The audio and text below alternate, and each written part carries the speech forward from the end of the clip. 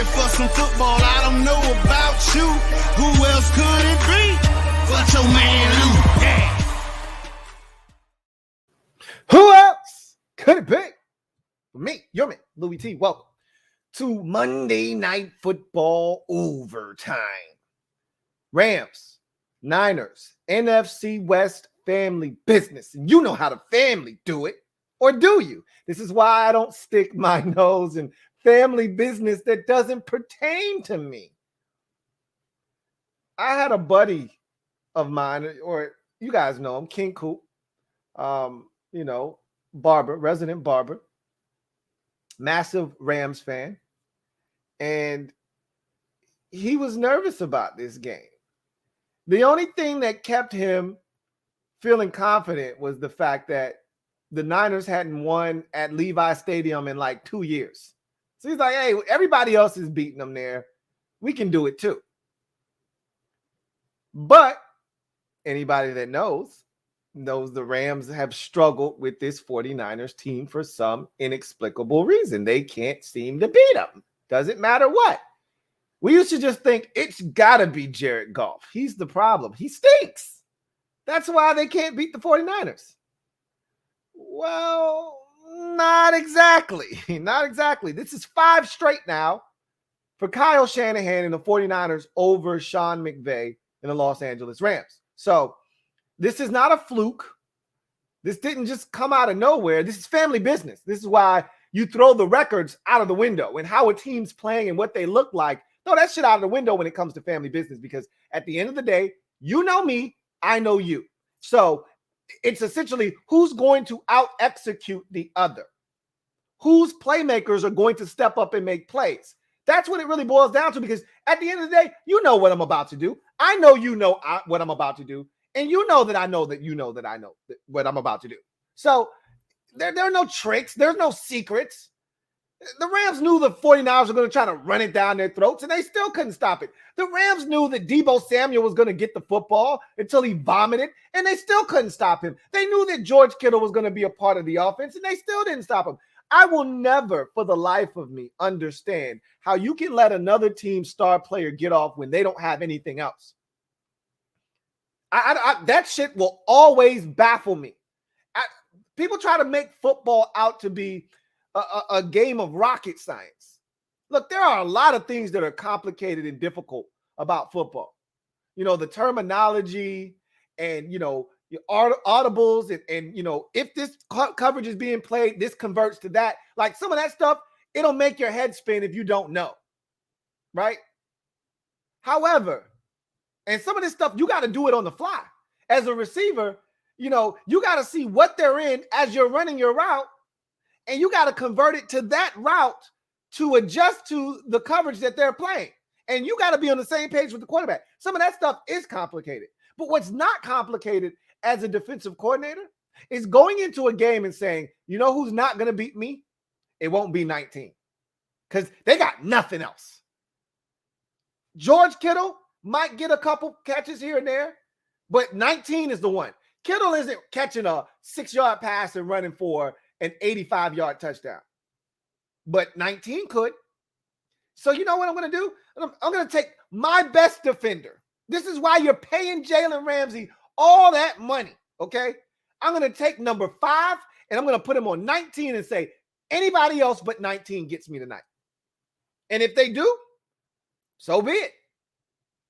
Let it be somebody else. It won't be Deebo Samuel, though. Brandon Ayuk, it's your turn tonight then, bro. Find a way to step up. But it won't be Deebo Samuel. It sure will not. Ross Dwelly, go have yourself a night. It will not be Deebo Samuel. But week after week, teams let guys like Deebo Samuel, who doesn't have a tag team partner, do them. I'll never understand that. Never. It's time for Trent Sherfield to go have himself an evening. That's what it would be if you were playing against me. If I'm Raheem Morris, Deebo Samuel isn't catching a damn drift route. He's not catching essentially a slant or a 10-yard in cut on 4th and 6 when I know that's who they want to throw the football to. It's just not happening. I'm not playing zone. I'm going to put my guy on him. I'll never understand that. When you're playing the Green Bay Packers, I'm not letting Davante Adams get off. I'm sorry. You know how the Buccaneers beat him? Davante Adams got put to sleep. That's what I would do. And if you beat me, you're going to beat me because somebody else got me. Somebody else got me. But I can tell you who it wouldn't be. It wouldn't be your best receiver. It wouldn't be. Now, if like a team like the Rams or a team like the Vikings, they're tough because they got more than one. You take away this guy, they still got the other guy. That's why you need a tag team partner. But when you don't have one, you ain't beating me. I'm sorry. You just won't. That's why Bill Belichick has been great. It's not rocket science. That's why Bill Belichick has been killing offenses for 25 years. It's not rocket science. Bill Belichick says, oh, you only got one stud receiver? Okay, his ass is getting taken out of the game. Who else you got? Oh, you got a stud tight end? I'm going to put my best corner on your tight end. Go try to do something there. This shit is not hard. Oh, you run the football? Well, guess what? Your quarterback will have to beat us today. It's not hard. And yet, week after week after week, I watch teams butcher this simple concept of don't let the other team's best guy beat you when they don't have anybody else. Again, every critical third down, every critical play in this game, it was give it to 19 or 85. I don't understand. How is this possible? But it wasn't just Deebo Samuel. It's not like he had 201 yards receiving. He only had 95 yards receiving, but it was an impactful 95 yards receiving on 5 catches. He also had a rushing touchdown as well. Again, 19 is not doing me, period. But how about Stafford for the second consecutive week stinking it up? And yeah, his receivers dropped a lot of balls tonight. It was bad. It was brutal. I mean, wow. Higbee's pick 6. I mean, it doesn't get any easy. It's a wide receiver screen, bro. Catch the damn ball. What are we doing? Higbee had, and I've said this before. The dropsies are contagious. It's contagious. And when you get one dude that's dropping a rock, you got to get the hell out of here, man. Because what I'm not going to allow is it's almost like a common cold or, a flu.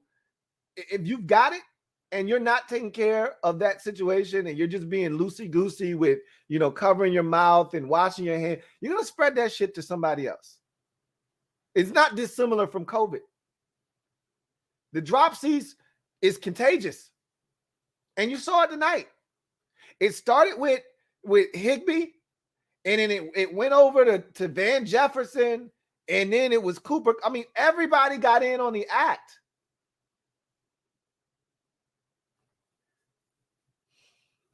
The Rams, I told you guys after the beatdown, the debacle on Sunday night versus the Titans, I said, there's this team, and again, I was having a conversation with Boss. For those of you who don't know, Boss is my dad.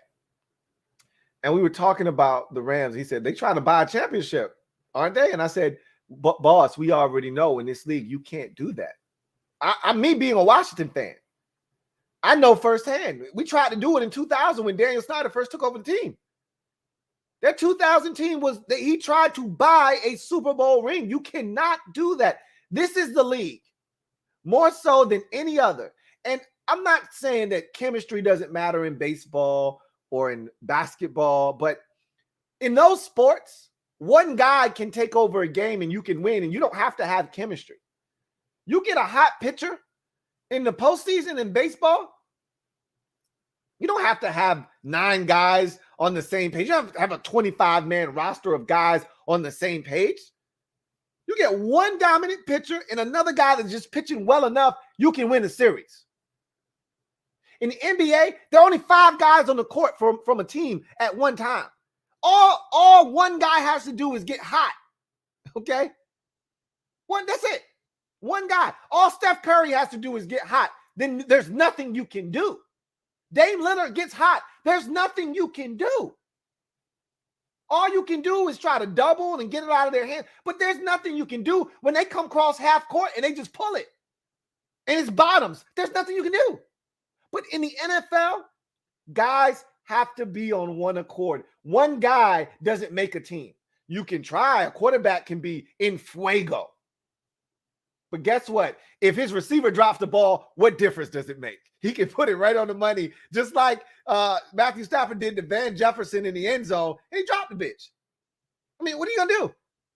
I mean, there ain't a damn thing you can do. All you can do is put the ball where it belongs. 10 guys in the NFL can do it perfectly. One guy doesn't, and the whole play goes to shit. So the Rams, it's going to be interesting to see. The beauty of the situation is they've got time. You know, we're only going into week 11. They're 18 weeks to the regular season now. So they've got time to get these guys to gel and mesh together, but they better hurry up. They better hurry up because that's 2 straight ugly losses. I'm talking about thorough ass whoopings. This was a UA. This was a UA.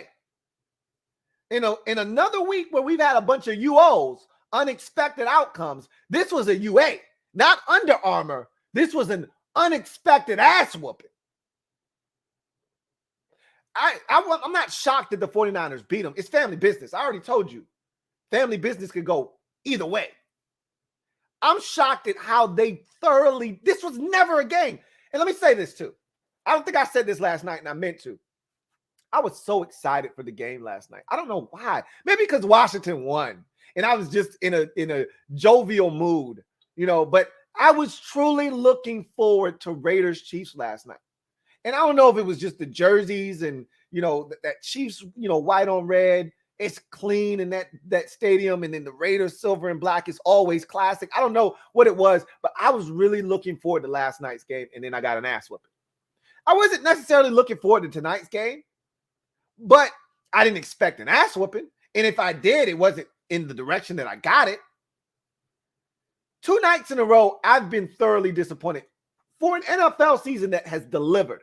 I'm not complaining because on most weeks, we've gotten some really good football games.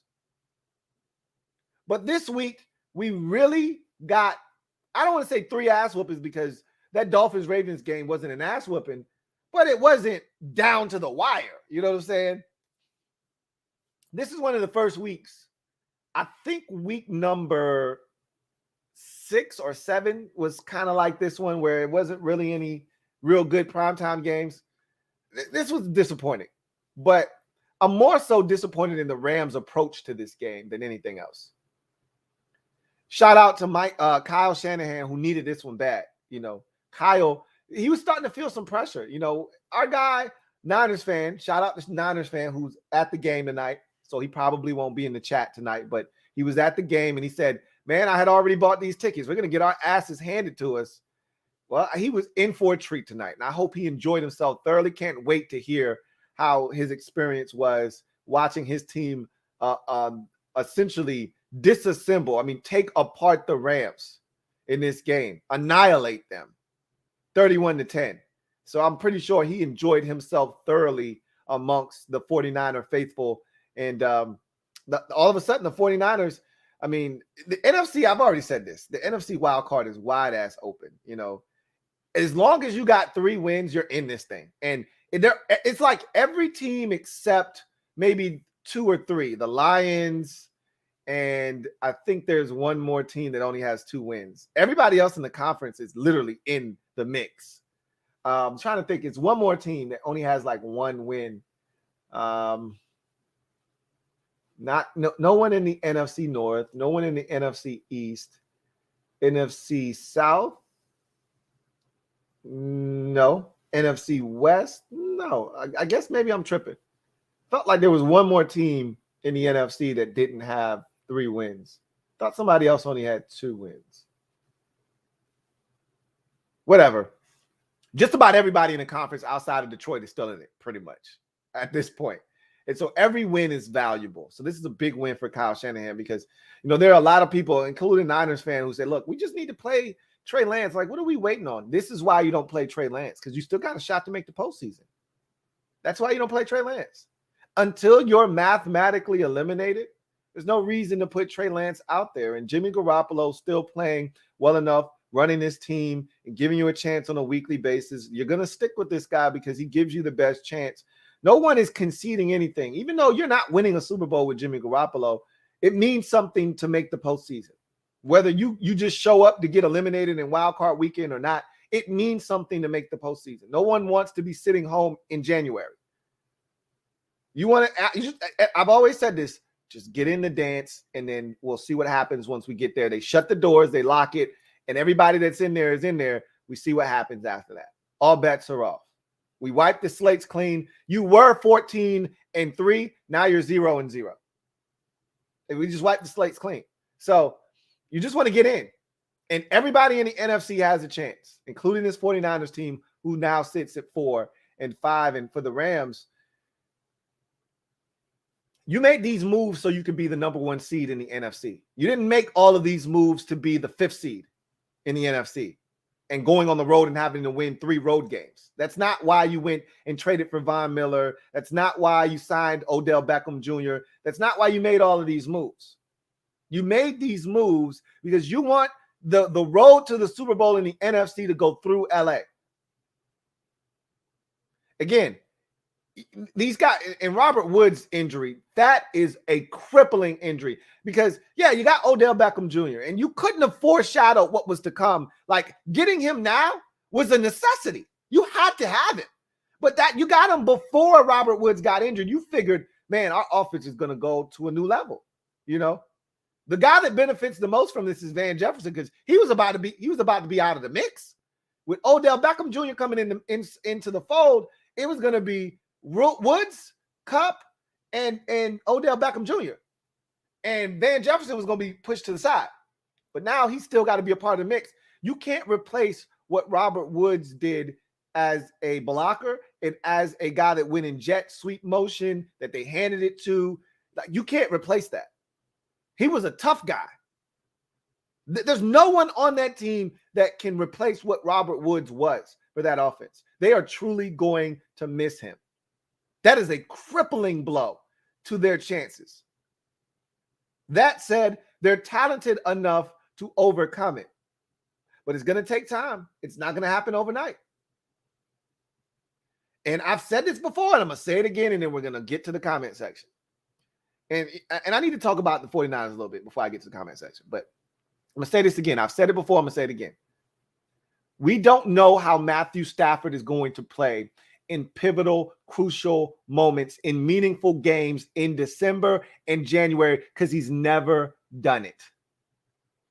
So this assumption that Matthew Stafford is a beast and he just needs an opportunity to play for a good team with a great play caller like Sean McVay, it's going to take his game to the next level. It may ultimately happen that way. But there's still something to be said about a lack of playoff experience and a lack of playing in meaningful games for Matthew Stafford. It feels like every big game they've played in this season, with the exception of Tampa early in this, and he was not great in that game, as I've said. He was not great. He missed Deshaun Jackson twice before hitting him the third time. He has not been good in the biggest games this season. He was not good against Arizona. They got ramrodded at home. He was not good against the Titans. They got smoked, and this wasn't a big game, and they got destroyed by the 49ers. I'm not saying, I'm just saying.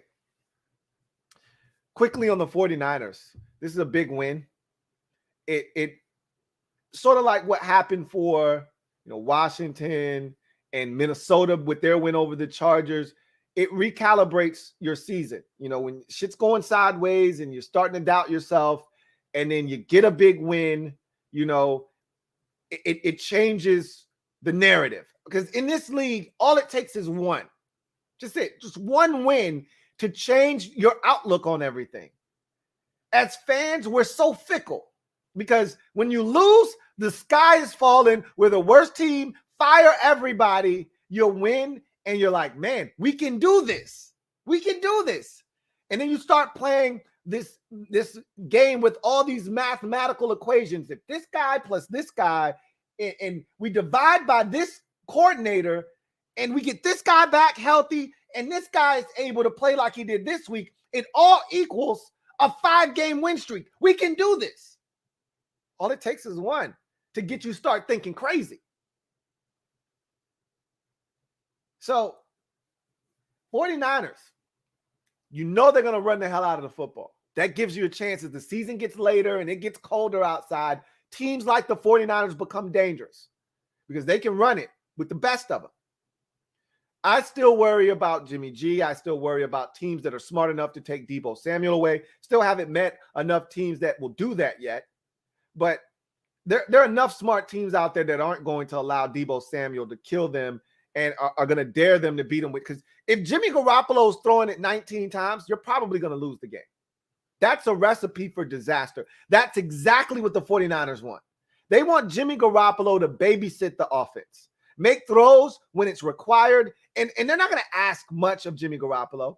They're not going to ask him to make a few throws a game that matter, like they did against the Eagles when they scored 17 points. Like that, they don't mind playing that type of football game. We'll run it, and now it's 3rd and 4. Jimmy, we need you to make a 6-yard pass. Jimmy can do that. Every now and again, Jimmy, we get in the red zone. It's 3rd and goal from the 8. I need you to make something happen. Just like he threw it up to George Kittle. I need you to make a play. But for the most part, they want Jimmy to babysit the offense, be a caretaker. That's what he was tonight. And if you allow them to do that, they will beat you. They will beat you. This 49ers secondary has been much maligned. There are guys that you can take advantage of. The Rams simply did not do that tonight. I didn't like a lot of the play calling. It's 3rd down, and you're trying to run a couple of rub routes for the running back to run a slant. That's the best you got on 3rd down? Seriously, 3rd and 5? You're going to try to run a couple of picks and run a slant underneath to your running back? Because you want to take advantage of Mufunga, the rookie safety? You're that hard on trying to get after a rookie safety that you're going to run a play that didn't work at all. He played it beautifully. How about a wise man once told me, when you get into critical situations, it's no longer about scheme. It's no longer X's and O's. It's Jimmy's and Joe's, right? It's 3rd and 5. 4th and 6. Kyle Shanahan isn't looking at his play sheet, looking for the perfect play call. He's looking at his play sheet and saying, which play can I get Deebo Samuel the football on? That's what he was doing. Seems like the Rams aren't doing that. They're throwing to their running back. What are we doing? I'm getting smoked. It's 24. First of all, why are you faking a field goal? Fake field goals don't work. I can't tell you the last time I've seen a successful fake field goal. I don't have any problems with fake punts. Fake field goals don't work, and I'm not a fan of taking points off the scoreboard. You're going into halftime, and you're struggling to put points on the board, and you're getting your ass waxed 21-7. Why are you faking a field goal? Take the damn points. You deserve to lose, and you deserve to get your brains bashed in the process. Once they did that, I mentally checked out and said, okay, you trying to get your ass kicked tonight, and you deserve it. Comment section time. Let's get to the super chats, and then we will get to the comment section. Metaphor. Thank you for the super chat. Greatly appreciate you. Thank you for being a member of the MOBB. My guy, Metaphor, writes, can Ron's plan equal Garoppolo if the draft is weak? I don't want Jimmy Garoppolo anywhere near my football team. I'm good. Thank you very much. Jimmy Garoppolo is, to me, a system quarterback at best. He's great for what they do in San Francisco. I'm not a big believer. I used to be a huge Jimmy Garoppolo apologist. I am no longer that. I see Jimmy Garoppolo for what he is. Like I said, he's a system quarterback. You put him in the right system, and he may be able to thrive. But he's not the kind of guy we're looking for in Washington. I'd rather just run it back with what we got, whether that's bringing back, Fitzpatrick and seeing what he can do if he's healthy, or just going with Heineke again if worst comes to worst. Like, I'm not looking like Garoppolo's not an upgrade. Like, you're literally taking a step sideways. Like, that, there's no need for that, and he can't move. Like, one thing I can't deal with is the immobile quarterback. Like, Jimmy, usually when there's pressure, he's looking for where he can lay down comfortably. He's not looking to get out of there and run and make something happen. He doesn't want to get hit. So he's looking for somewhere comfortable where he can lay down and not get hit. And I can't deal with that kind of incompetence. I got to have some guys with wheels, especially if you're a marginal quarterback. You better have some damn wheels so that when shit breaks down, you can find a way to make something happen. That ain't Jimmy Garoppolo. So, nah, Ron's plan doesn't call for Jimmy Garoppolo at all. Silver V, thank you for the super chat. Greatly appreciate you. Thank you for being a member of the MOBB. My guy, Silver V, writes, Aaron Donald and Chris Jones get all the headlines, but the best D tackle this year is Cam Hayward in Pittsburgh. By the way, I will take a healthy TJ Watt over Nick or Joey Bosa. Chris Jones has been banged up, but I'll take Aaron Donald over anybody any day. I don't give a shit who's playing well or what this, that, or third. Cam Hayward is 800 years old. He's playing well. He had a pick the other day. Yeah, he's playing well, but give me Aaron Donald. This is the end of the discussion. I'll take Aaron Donald or Chris Jones over Cam Hayward. And I agree with you. Give me a healthy TJ Watt over any of the Bozas. I almost take TJ Watt almost over anybody at this point with the way he's rushing the quarterback. I'd almost take him over anybody right now, getting to the quarterback. Him and I think, Myles Garrett is playing at a high level as well. Don't want to discount what he's doing for the Browns, but yeah, TJ Watt is the man right now. Give me him over anybody. I agree with that statement. Metaphor, thank you for the super chat. Greatly appreciate you. Double up. My guy Metaphor writes, calling it. Inspired Chase, stronger, hungry 2022 defensive player of the year. So it wouldn't be defensive player of the year. It would be comeback player of the year, more likely than that. If he wins anything, it'll be comeback player of the year since he'll be coming back from an injury. So that'll probably be the thing that we'll be looking for as fans is, can he win comeback player of the year? That means he had a monster year and he's back to being the old Chase that we've come to know and love. So we'll see. Gear Cell 1. Thank you for the super chat. Greatly appreciate you. My guy Gear Cell 1 writes, Rams D played like they were all wearing cheetah fur coats with satin lace sandals. Tragic. Ron's plan, maybe. Satin lace sandals. That's a new one. Ouch. I don't know, man. That the thing that was disappointing was they never really stopped the run tonight, which opened up everything for the 49ers offense. Like, that was the biggest issue. Like, the opening drive, I got a kick out of this on socials because, going into the game tonight, Washington had the longest drive in the NFL this season with their 19-play, 80-yard, 10-minute, 26-second marathon drive to put the Buccaneers away on Sunday. And go figure, the Rams would have an 18-play, I think it was 82 yards, 11 minutes, and 18-second drive to score the touchdown on the opening possession of the game for them. Go figure, right? Our one claim to fame on the season lasts less than 24 hours or a little bit over 24 hours. I mean, it just all harkens back to, why can't we have nice things? Why can't we ever just be celebrated for something? Someone always has to one-up us. Anyway, the Rams defense did play like they were wearing cheetah print fur coats and satin-laced sandals. Yeah, they didn't look like a team that anybody around the league should be in fear of at all. But again, you can't buy a Super Bowl. You can't buy what the Rams are trying to do has never been done in the NFL. You can put a super team together in the NBA or in Major League Baseball and win it all. It's hard to do that in the NFL because too many things have to go right. And you got to know what the guy next to you, what's more invaluable than having, like on a video game, you can't beat the Rams. With what they've assembled, you can't beat them on a video game. But this is real life. And in real life, you need to know what the guy next to you is doing. That's more important than having the guy next to you be Von Miller. It's more important that Aaron Donald knows how to cut off of this twist that Gumby's going to run versus Von Miller just rushing up the field.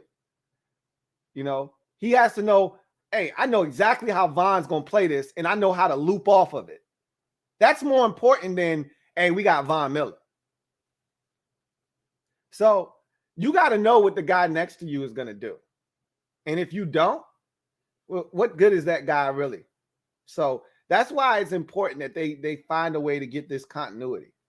So we'll see what happens. All right, so let's get to the comment section.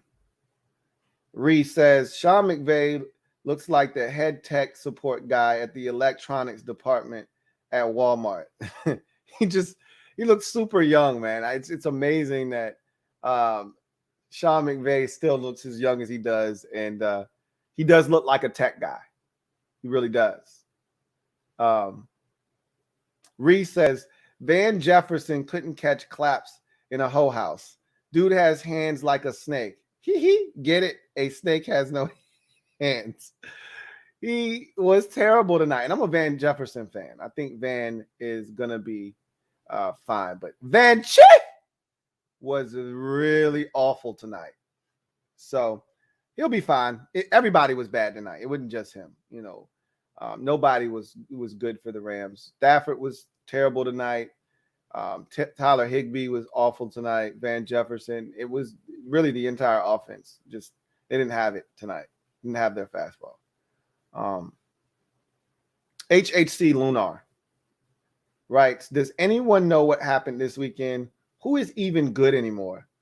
I told you this NFL season is unlike any we've seen in the past, 7 years or so, honestly speaking. And it might even go back a little bit further than 7 years because there's always been at least one dominant team in one of the conferences.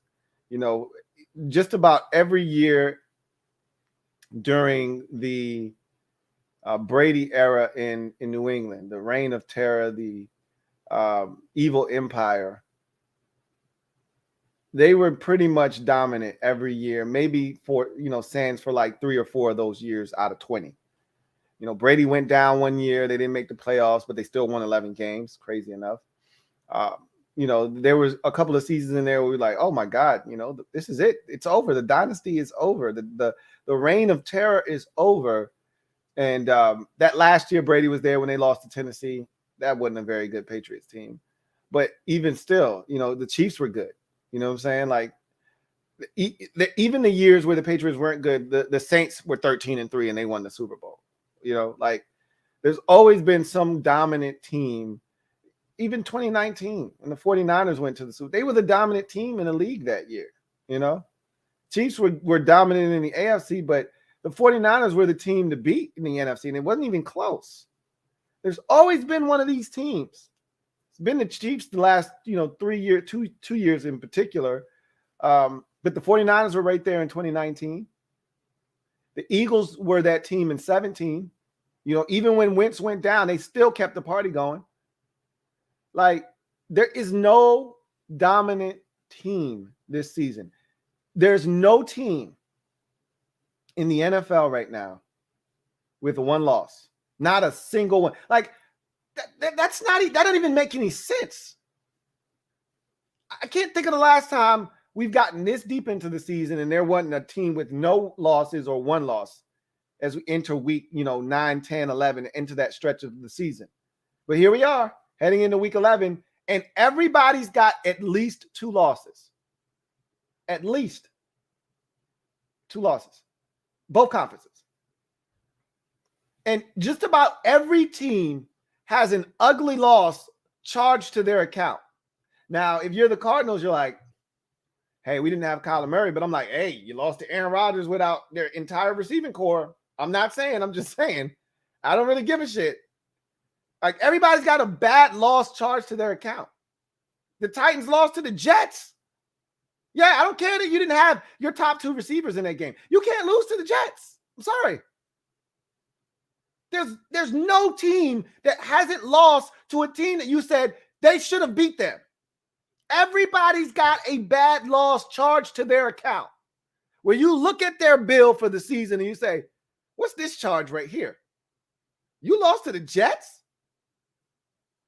You lost to the Jags? Wait a minute. You lost to the Washington football team? Are you kidding me? Everybody's got one. And if it's not a bad loss, you got your ass whooped. You lost to Denver and you were down 30-0? Ugh. Everybody's got a bad loss on their record this season, whether it was a blowout or they lost to a bad team they had no business losing to. So when you look at it, what it says is that anybody can be beaten by anybody on any given week. And that is the true definition of parity.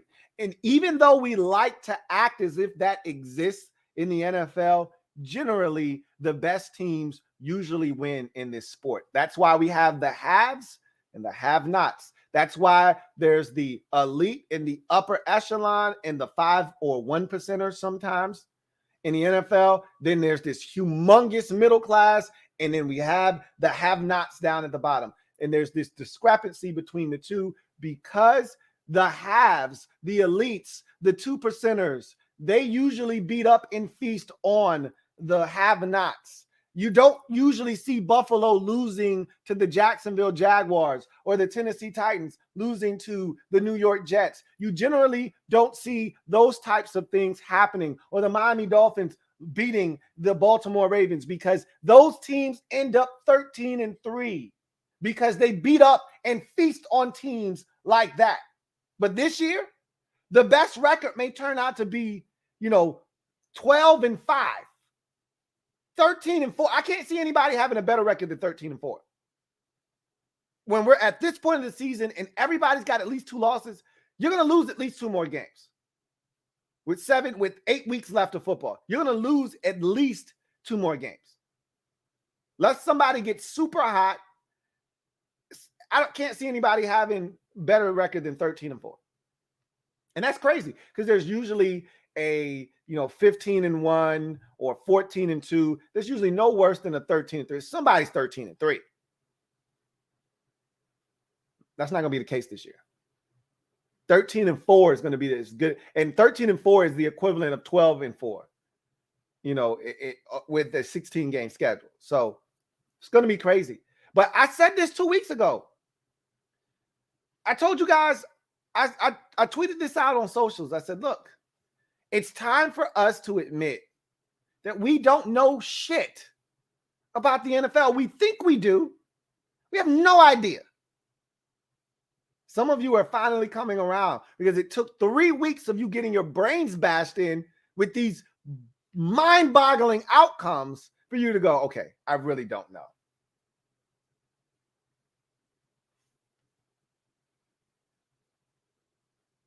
Amar, 2 times official, writes that Rams O-line looked bad against backup D linemen. It just wasn't a good night for the Rams. Nothing went right for them. So it really didn't matter what was going on. It wasn't going to look good for them tonight. It was just not their night. Reese says, Kyle Shanahan looks like he went home one day and his wife took all the furniture out of the house, and football is the only thing that heals the heartache. There are times where Kyle Shanahan looks like, bro, did you shower today? Because he's got that, 6 o'clock after shadow on his face.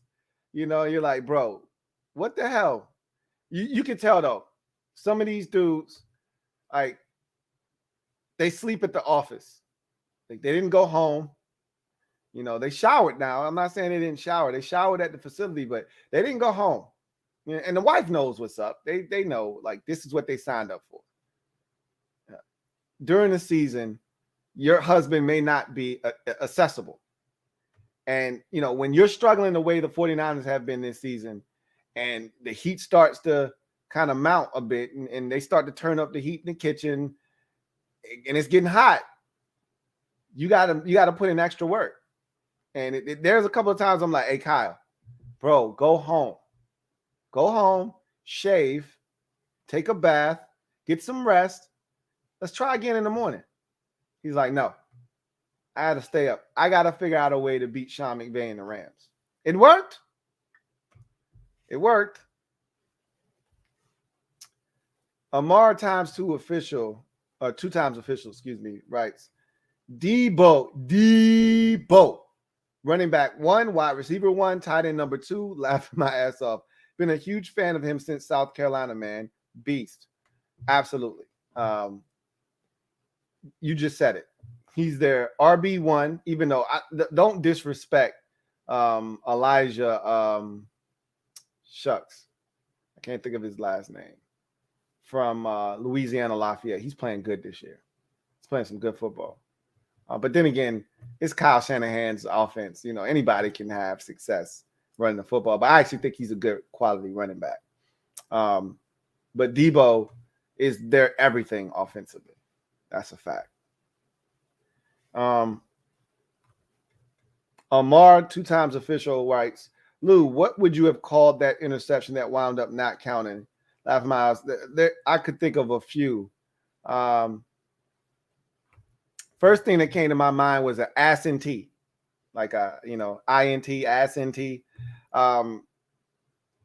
It was a hell of a play, first and foremost. Like, I hated that they took it from him.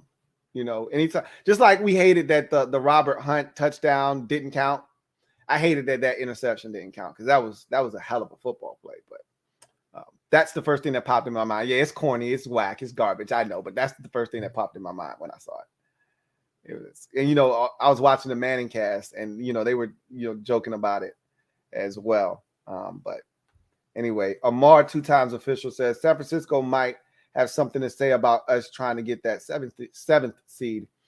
I'm not too worried about anybody right now. It's too many games left. I mean, I told you we got to win this week to really start to have that true conversation about trying to make a push for the P word. I'm not even going to say it right now because for me, it's not a reality yet until we win more than one game. We haven't done it this season yet. So I can't begin to start making plans and mapping out a way to the playoffs until we can win more than one game in a row. So this next week is vital because we've already had a couple of one-game situations this year. We have never had 2 games in a row. So maybe this is the opportunity for us to do that. It wasn't until last year. Last year wasn't until we got our 3rd win of the season where we decided we wanted to win 4 straight. So maybe this is a similar situation. We won 1 game early in the season. Matter of fact, we won the first game of the season last year. Didn't win again until, week, I want to say it was 7 when we beat Dallas to get to 2-5 before the bye. And then we came off the bye and lost to the Giants. And then we lost 2 more games after that.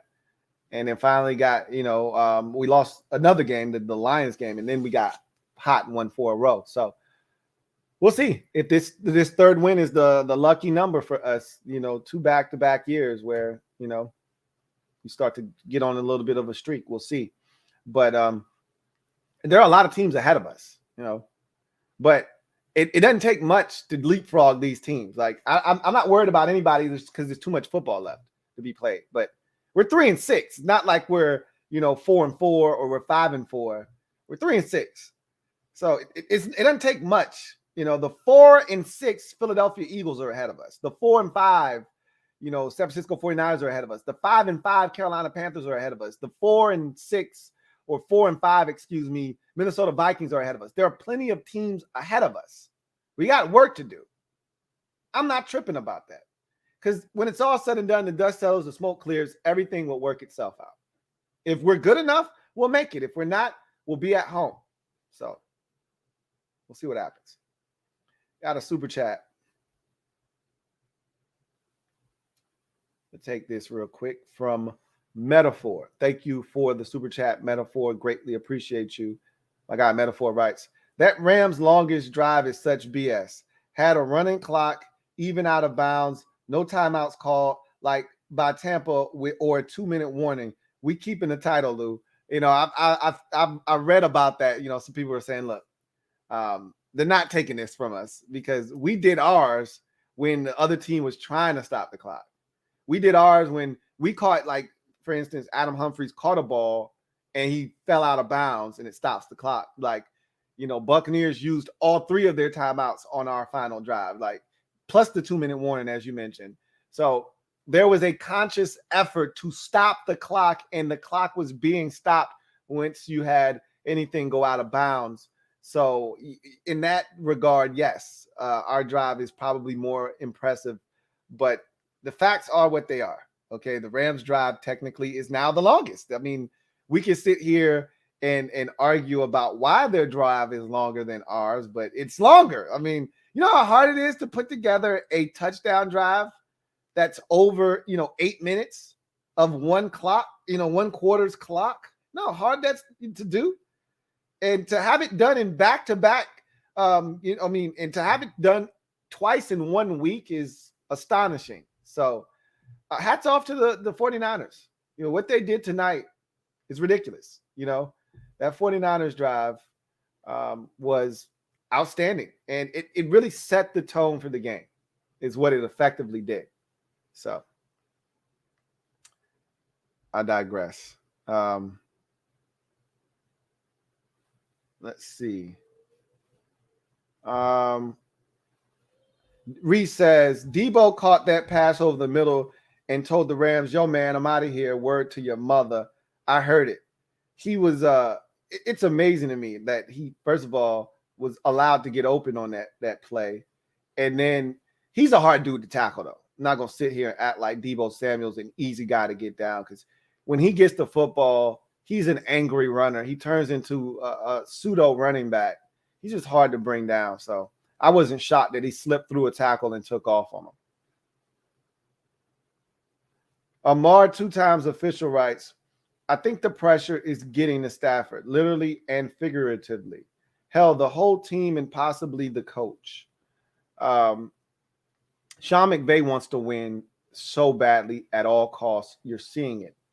That he could be squeezing so tight that it's actually counterproductive. And we see that happen from time to time. I think that's what happened in the Super Bowl when they lost to the Patriots. I think Sean McVay was so uptight and so wound up that, he didn't do the things that got them to the Super Bowl that year. I don't think that's what's happening right now, even though I haven't been impressed with the play call in the last 2 weeks when they've gotten their asses handed to them. And some of that is on Sean McVay. Some of it is on the players' lack of execution. And I mean, you can't coach, a guy, you can't prepare for a guy throwing a whirling dervish interception, that goes for a pick six, or nearly goes for a pick six. Like, you can't. These are the things you can't prepare for that shit. You can't prepare for your quarterback staring down a comeback and getting it picked off and taken to the crib. Like, I mean, you can't prepare for, to have 7 drops in one game. Like that's not something you prepare for as a coach, so it's a little bit of everything. I can say it's enough blame to go around. That's for sure. Amar, 2-times official, says, I saw Kittle pancake Von Miller one play. That's just crazy. He's one of the best blocking tight ends, if not the best blocking tight end in the league. So you should not be surprised by that. George Kittle, stay cleaning up dudes in the run game. Reese says, this is why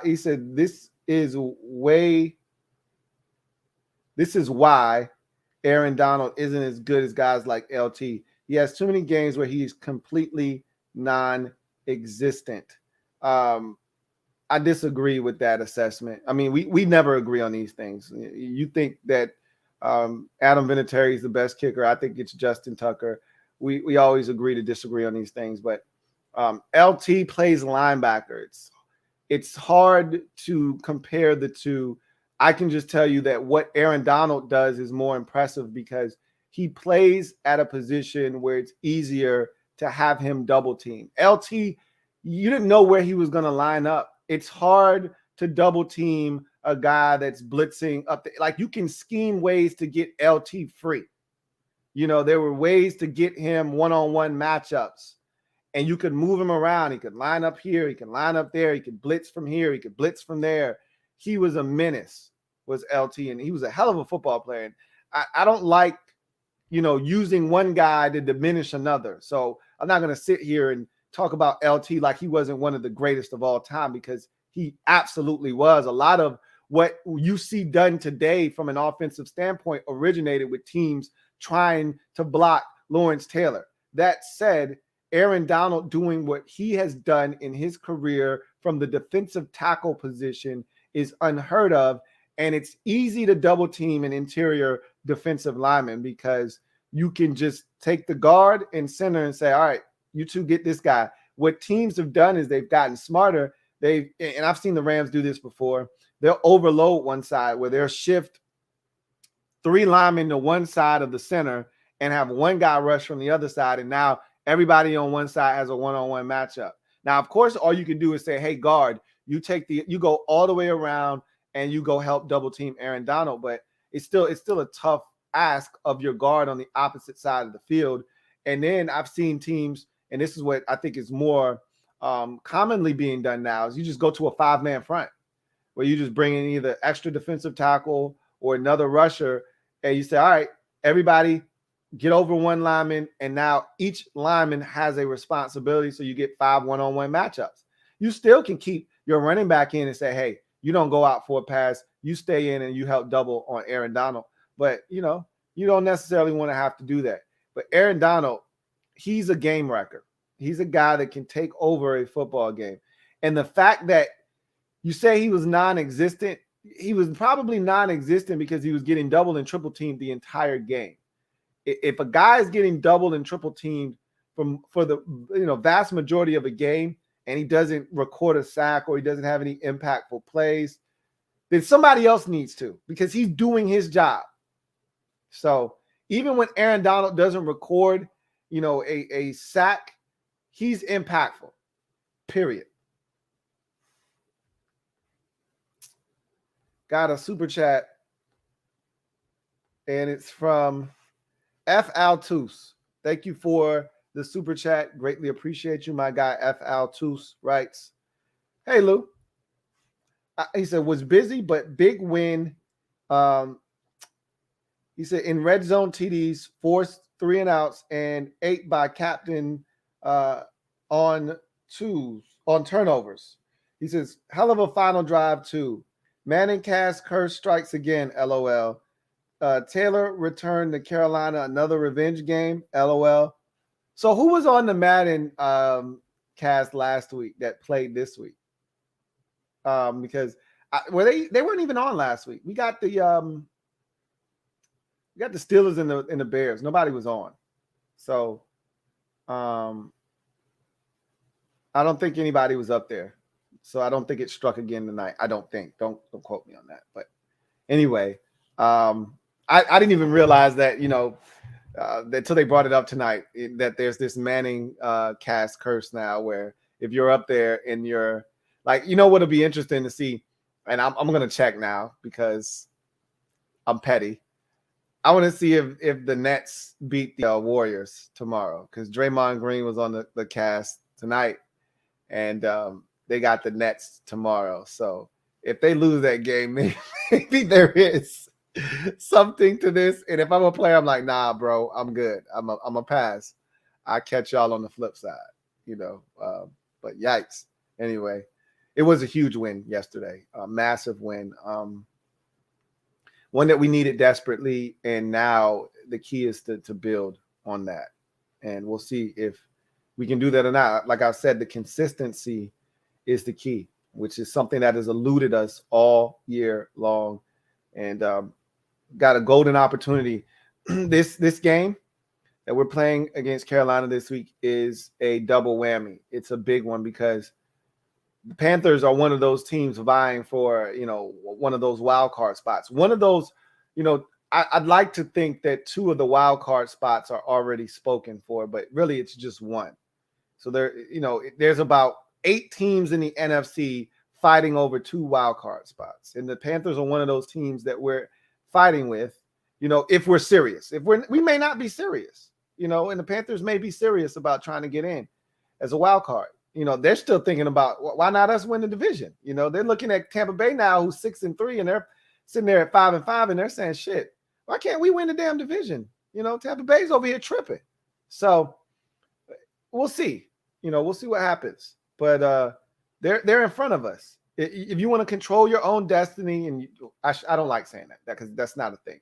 If you want to control the outcome of the playoff scenario, you got to beat the teams that are in front of you and the teams that you're vying for those spots with. And we've already beaten Atlanta. We've already beaten the Giants. And, now we need to beat Carolina. So we'll see what happens.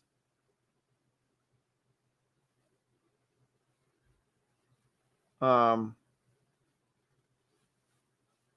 see. Where did we leave off? I think we left off right here. Amar 2 times official says, I want a new stadium and I want it to be near the harbor in Oxon Hill. Make it happen for us, Lou. Nobody wants to go into business with Daniel Snyder. And honestly, at this point, it's probably going to be him having to use his own money to build the stadium, and he's not built like that. So I'm thinking it's going to be right where it is right now. Same lot that it's on at FedEx Field in Landover, Maryland. They're going to build it right in the parking lot, just like, we've seen other stadiums built just like that. The Falcons, brand new stadium, the Mercedes-Benz Dome is built right next to the old Georgia Dome. That's generally how some of these places go. And you don't have anywhere else to go. And in certain places, you don't need to go anywhere else. You're already downtown. You're in a great location. You don't need to move anywhere. That's not what it is for Washington. They just can't get, the clearance anywhere else that's more suitable. It's in a terrible location right now, but we just need a new stadium, period. And it's not until 2027 that this lease is up, but they need to figure out where they're going to build it so they can start breaking ground so that when this contract is up, we can just get into the new stadium. I don't want to stay there any longer than we need to.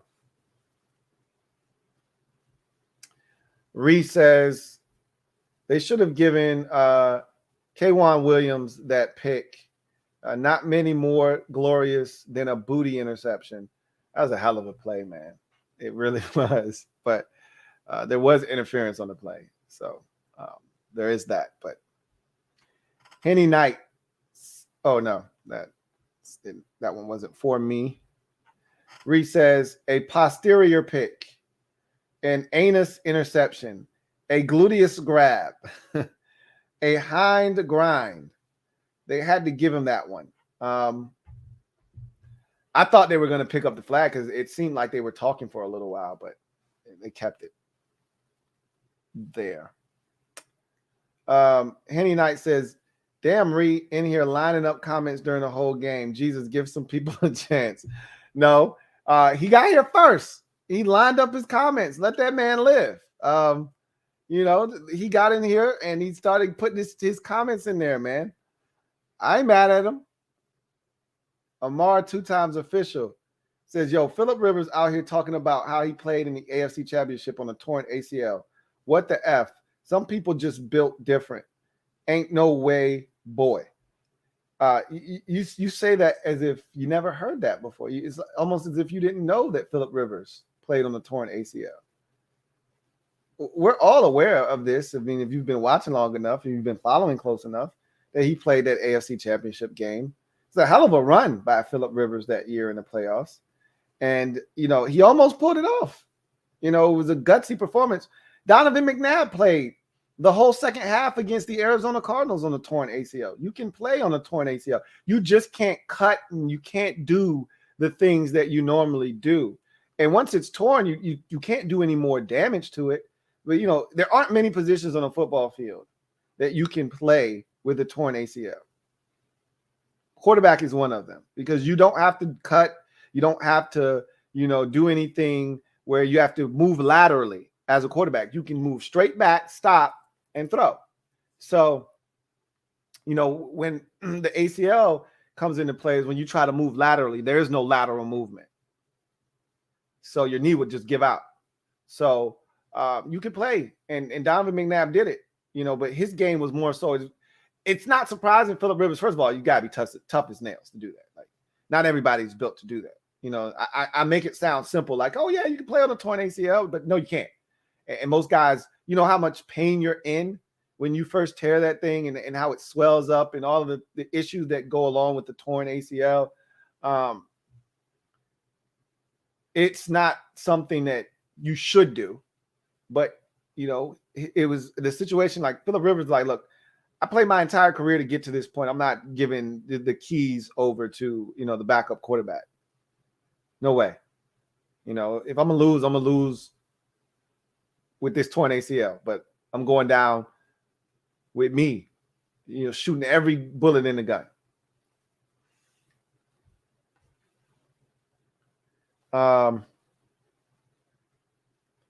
Captain Spartan says, all right, time to admit I don't know anything about the NFL. Took you long enough to get on board, but you're not alone, man. I don't feel bad about how poorly I've done this season. I don't feel good about it because I didn't have to be as bad as I've been this season, but this season has been Looney Tunes. And it continues to be, Looney Tunes. So it's okay to admit you don't know. I hate admitting that because I follow this thing way too closely to not know what's going on. But it's okay to be like, you know what? I can't call it. I have no clue. Because that's what it's been this season. Got another super chat. This one is from the Phillies Ace 34. Thank you for the super chat. Greatly appreciate you. The Phillies Ace 34 writes, Louie, what's good, my friend? What's good with you? Did you possibly subconsciously speak into existence my Eagles could almost run the table and make wildcard? Is Hurts the man? I told you your schedule is very doable. Very doable. I am worried about the Eagles. This next game is a big one because I think these are the kinds of games that if you're really going to get on a serious run, these are the ones you have to find a way to win. Just like the Chargers, that was a winnable game that you didn't win. You haven't won a single game at home. The Saints are desperate. They've lost now 2 in a row after the big win against the Buccaneers. They are starving for a victory. I think that they're good enough defensively to limit Jalen Hurts and to really put pressure on that offense. And I think that they could march into the link and come out with a dub. So you haven't won there all season. You're 0-4. I think you could be 0-5. But if you beat the Saints, that could go a long way because you got the Jets the week after that. Like, you could really get hot here. But your problem, you got the same problem we have. You can't win 2 in a row. You've got a bunch of singles, no doubles, no triples, just a bunch of singles, a bunch of base hits. You won in week 1. You beat the Lions. You just beat the Broncos, but you lost in between there with the Chargers. So you got a bunch of singles this season. Can you hit a double? We'll see. But if you hit this double, then you're hitting a triple because you got the Jets the week after that. So you got a chance to really do some damage. But you got to start stringing them together. This is a big one. This Saints game is a big one for you.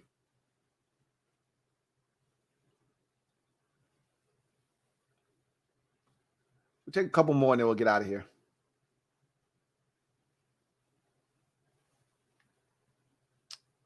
Captain Spartan says, does Stafford not want the MVP or something? He's not going to win it. He's not going to win it. He started out like gangbusters, and he's been terrible lately. He's not winning it. You know what his season reminds me of is Russell Wilson's season last year. Remember, Russell Wilson jumped out of the gate, and we were all, I know I was guilty. I was like, oh, just give him the MVP already. It's a shame this man hasn't even received a first-place vote in his career. Give him the MVP. He's turning out. And in the first 6 games, I think he had the most touchdown passes in NFL history of any quarterback over the first, 5 weeks of the season, or some crazy stat like that.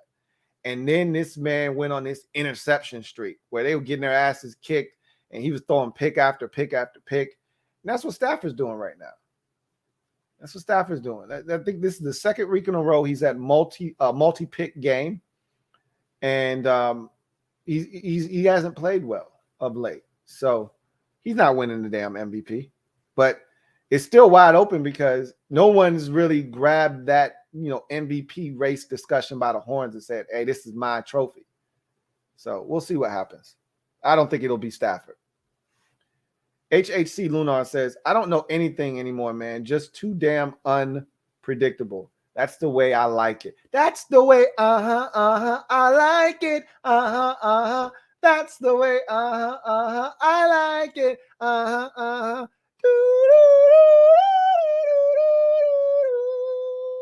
That's the way I like it. Because it sucks when, okay, Kansas City's going to kick, the Giants' ass this week. It's going to be a bloodbath. Like, seriously, the Buccaneers could lose to the Giants on Monday Night Football, right? Like, that makes it compelling to watch. Even if the Buccaneers are fed up and they destroy the Giants 41-10 on Monday, we're going to go into that game thinking, look, man, Saquon Barkley may be back for this game. Giants coming off of a bye week. They played this same Buccaneers team really tough last year on Monday night.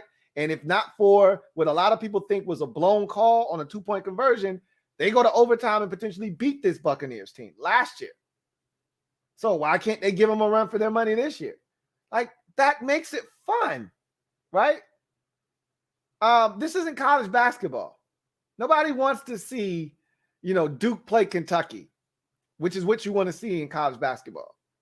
Or hell, even college football. You want to see Alabama play, Georgia. You want to see Georgia play Oklahoma. You want to see, Georgia play Michigan State. Whatever the case, whatever you feel like is the best matchup, you want to see that. In the NFL, yeah, we want to see good teams play against each other, but you also want to, like, the worst thing that could have happened to the NFL back in 2017 was Jacksonville getting to the Super Bowl. Like, New England coming back in the fourth quarter and winning was a godsend for the NFL. It was like, whew, that was almost a disaster, Jacksonville making. But you know what? That would have been a nice little cute story, Jacksonville, out of nowhere. Blake, could you imagine if Blake Bortles would have won a Super Bowl? Could you imagine? He would have been the new Trent Dilfer. Everybody's example of, hey, you don't have to have a great – that was 20 years ago. You can't do that anymore. But Blake Bortles would have been the exception to the rule. Had he won that Super Bowl in 2017, that would have been he would have been the poster child for, hey, you don't have to have an elite quarterback. You have an elite defense. You can make it to a Super Bowl. Hell, the Jags did it with Blake Bortles. But it never came to fruition. But we were on pins and needles like, oh my God, they beat the Steelers in a shootout. Oh my God, they're in Foxborough with a chance to win. That's fun. Now, maybe you get to the Super Bowl and you're like, that's nasty. But that's fun. One of the reasons that the NFL is the product that it is because of the unpredictability. You think you know, but you have no idea. This year, it's a little bit more zany and crazy and wacky, but it's been like this in the past. Any given week, any team can be beat. And that's what makes the playoffs so compelling, because the number one seed can get bounced. It doesn't happen very often. Usually the number one seed is the number one seed for a reason, and they have home field advantage and they take advantage of that. However, any given Sunday, 6 seed shows up. They're playing hot football. 1 seed coming off of the bye. They haven't played, and they've rested their starters the last week of the regular season. So they, in effect, haven't played for 3 weeks. And the 6th seed had to play every game down the stretch just to make it here.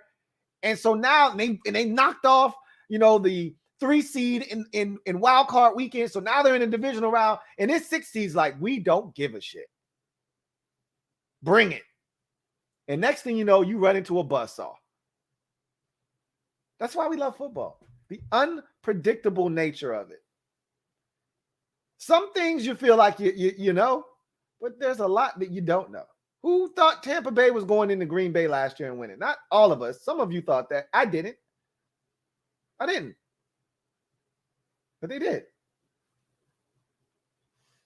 Anyway, who thought the Rams were going to go into Seattle and beat them with Jared Goff with a broken thumb?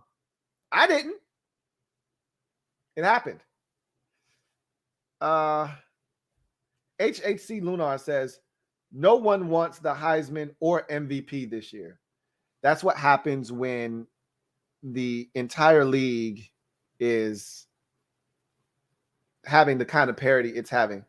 In college football, you usually want to sync up the Heisman with a really good team, a really good player with a really good team vying for a playoff spot. There isn't that this year. There really isn't. Georgia doesn't have a dominant elite player. None of the real top seeds have a dominant elite player. There isn't one of those guys in college football this year. So, yeah, somebody's got to get it, though. Got a few super chats here. Dejan Bell, thank you for the super chat. Greatly appreciate you. Dejan writes, Gibson is back. Can you sing Welcome Back? Welcome back. Welcome back. Welcome back. Welcome back. It's good to see Gibby back, man. He was never gone, but, that bye week did wonders for him. And he looked strong and physical. It was his best game of the season to date. I felt that way. Thank you for the super chat, Dejan Bell. F. Altus, double up. Thank you for doubling up. Greatly appreciate you. F. Altus writes, tough news on Chase. Better ACL than Achilles. Facts. Big facts. Gibby ran real tough. Heine did his thing. That game was 1 month in the making. Have to build now. Now's the time. Strike while the iron is hot. Now is the time for this team. If not now, then when? If not now, it won't be this season.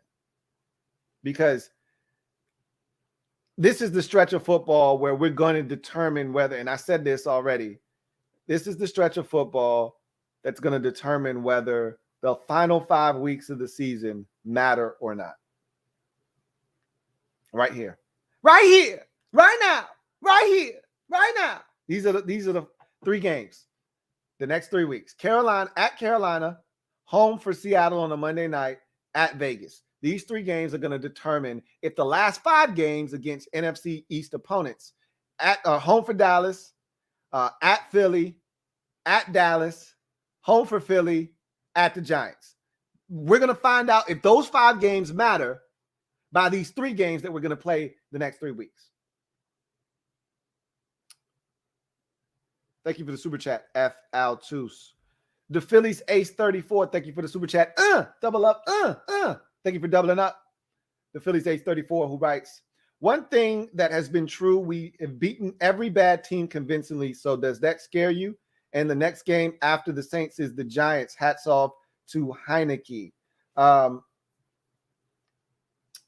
You sure your next game after the, let me check. You should know better than me. You're an Eagles fan, so I shouldn't question you. If that's what you say is your next game, then I believe you. I know the Jets are coming up. I'll just say that. You're right. Saints, Eagles, and then you have the Jets, and then your bye week. Then you go 4 straight division games. Washington, Giants, Washington, Eagles, or Cowboys, excuse me. So you got 5 out of your final 6 are division games. What the hell were the schedule makers doing anyway with these schedules? My goodness, yours is just as bad as ours. But you're right. You have the Saints, then the Giants. So that's good. One of y'all got to lose. That's even better. One of y'all asses got to lose because both of y'all right there hovering around, that 3-6 mark. Y'all are 4-6. They're 3-6. One of y'all asses got to lose. I mean, I think the Giants are going to lose to the Buccaneers, but then again, I thought we were going to lose to the Buccaneers. So I don't really know what the hell's going on. But it's always good to see some NFC East on East violence that we're not a part of. So that'll be fun to watch. But yeah, you're right. Saints, then the Giants, then the Jets. You can win all three of those games.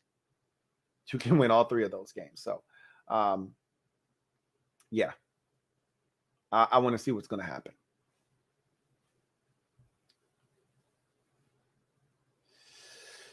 F. Altus, thank you for the super chat. Greatly appreciate you. Thank you for tripling up, my guy. F. Altus writes, one of the great stats I heard was that fourth quarter drive to ice the game was the first one of similar length in the NFL since 2001.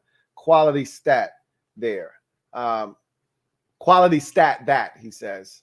I just know that you don't get those kinds of drives in the NFL very often, especially one in the fourth quarter to polish off a victory when it's needed, right?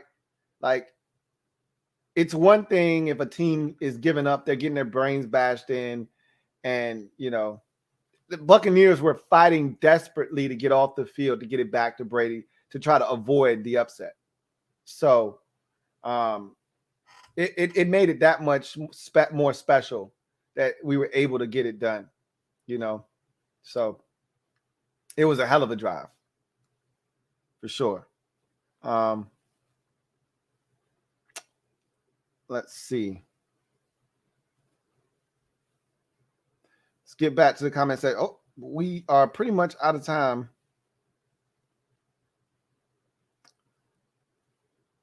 About to get out of here.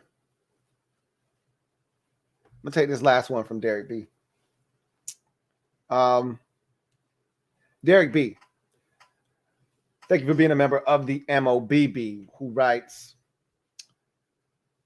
NFC is wide open. That's what makes the win versus the Bucs so frustrating. Just get into the dance and any team can make a run at the chip. Facts. And that's why I said, if we can find a way to get on our horse, and that's what makes some of these injuries so frustrating. But when you look at it too, if we can find a way to start winning, and then we get Montez Sweat back, and then somehow by the grace of God, Curtis Samuel comes back into the fold and he starts to become an asset for us. Could you imagine what we could potentially do? You know, but again, I don't like to speculate. I don't like to play the what if game. We got to take care of business. And we haven't done that this season. And we haven't won 2 games in a row. But you can't win 2 or 3 without winning 1 first. We just did that. Now we need an encore. All right. Can we get the encore that we need? We'll see. But I can't think of a season that has been more upside down. I mean, we just beat the defending Super Bowl champions. If we can beat them, we can beat anybody in the NFC. We just watched this Rams team tonight. Are you afraid of this Rams team that we just watched tonight? Because I'm most certainly not. They're one of the best teams in the conference. The only team that I look at with fear right now, if they're totally healthy, are the Arizona Cardinals in the NFC. And again, that's another team that lacks playoff experience. I look at Kyler Murray and I say, Kyler Murray is capable of shredding you for 328, 3 touchdowns, and a rushing to go with it. And he's also capable of throwing 2 picks and fumbling and them having an awful game. I've seen it done. So even they are somewhat questionable. But I don't like to talk crazy. Give me a reason to feel like I can talk. Give me a reason to have the license to talk crazy. Go beat the Panthers. Then we'll have all week leading into the Monday night game to talk reckless about a Seattle Seahawks team that's struggling. Not struggling, struggling. Give me a reason to talk reckless. Beat the Panthers on Sunday. We'll see what happens, man. But anyway, I digress. I'm going to get out of here. You guys, thank you for joining me on Monday Night Football Overtime. This was a one-sided beatdown. The Rams never showed up to Levi Stadium tonight. I don't know who that team was out there that played, but it was not the Los Angeles Rams. Or maybe it was, because this is the same team that showed up last week and got their brains bashed in by the Tennessee Titans.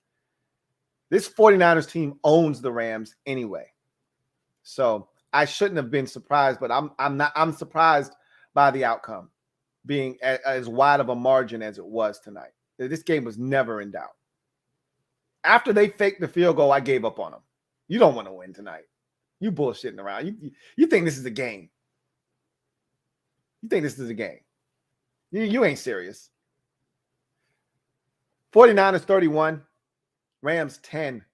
49ers get their fourth win of the season. They're not dead yet. They say, hey, don't throw dirt on us yet. We're still alive and kicking. That you are. Meanwhile, for the Rams, that's too ugly. I mean, UGLY. And I don't think they have an alibi.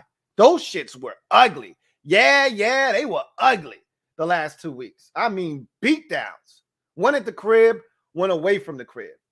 Both in the state of California, though.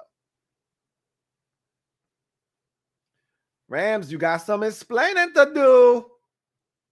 I told you guys last week when they got their asses kicked. I got a lot of questions about this Rams team. Not enough answers. I leave this game with more questions. Not enough answers. I don't know when I will get them, but those questions still remain. Is Stafford really the guy? Can he do it in critical situations? Will this team gel and mesh together fast enough? Does this team have the mental, toughness, the intestinal fortitude to overcome adversity? They seem like they're mentally fragile. I'm starting to draw that conclusion, and I don't want to do that to the Rams. But I'm starting to think that they're mentally fragile because every time they've been hit with adversity this season, they've gotten their asses kicked. They're a front-running ass team is what the Rams seem like to me. When they jump on you, they're one of those teams that they know how to drive that stake right through your heart. But when you smack them in their mouth, they're a bully. And when you hit them in their face and their lip starts to bleed, they want to turn around and they want to go run and find the principal. We're going to see. I got my doubts about them, but it's still a lot of football left to be played. Anyway, 49ers get it done in the Monday night capper on week number 10. I thank all of you for joining me for this stream. Really appreciate each and every single one of you. Make sure that if you haven't already done so, you do me a huge favor on the way out and hit the subscribe button for more great content. Turn on your notification bell so you don't miss a thing, and hit the like button as it helps this channel grow exponentially. Until next time, I'm your man Louie T, telling you to get off the bench, get in the game, and kick it with me, your man Louie T. Until next time, God bless and good night. LouieTeeNetwork.